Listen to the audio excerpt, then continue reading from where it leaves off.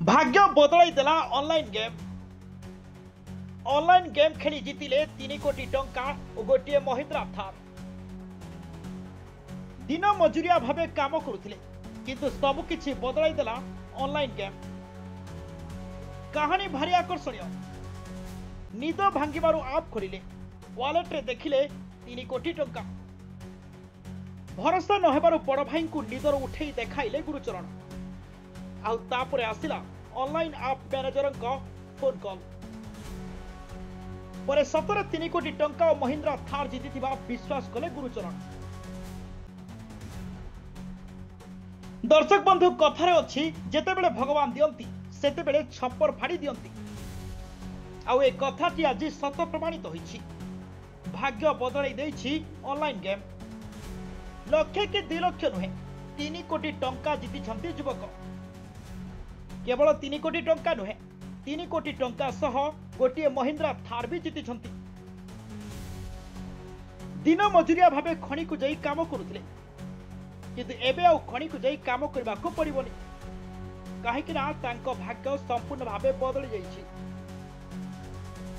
केन्दुझर जिलार चंपा थाना अंतर्गत चमकपुर क्षेत्रर रेभेन्सापुर गाँव 29 वर्षीय युवक गुरुचरण जमुदार। राताराती गुरुचरण भाग्य बदली जाईछि। गुरुचरण ऑनलाइन गेम खेली आउ मात्र 49 टंका लगाई 3 कोटी टंकार जैकपॉट पाइछंती। खाली एतिकी नुहे गुरुचरण को 3 कोटी टंका सह एक महिंद्रा थार मिलिबो। जैकपॉट लगिबा परे मुंबई ऑनलाइन आप मैनेजर गुरुचरण को फोन और ईमेल द्वारा अभिनंदन जणेबा सह जैकपॉट जीतिबा खबर मध्य दैछंती। आउ खबर पाई गुरुचरण परिवार और गाँव रे खुशीर लहरी खेली जाइछि।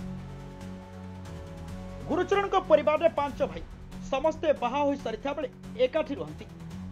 किछि वर्ष पूर्वे कानपुर जल प्रकल्प द्वारा सेमाने विस्थापित हो जाइथिले।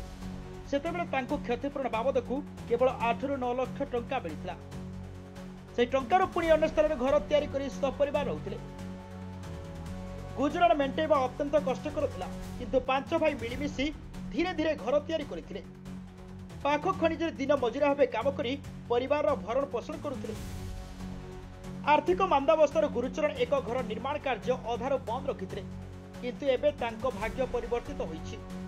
आउ जीतिथिबा टंकारे से घर निर्माण करबा सह अभावी लोकंकु सहाय्य करिवे बोली कहिसंती। सूचना थौ कि बेरोजगार कारण 2024 रे ऑनलाइन रे गेम खेलिबा आरंभ करिथिले गुरुचरण। मोबाइल रे 3 कोटी टंका आसीथिबा देखि एबे गुरुचरण खुशी कहिले न सरे। जैकपॉट लागिथिबा खुशी रे सपरिवार पारंपरिक आदिवासी नृत्य और केक काटि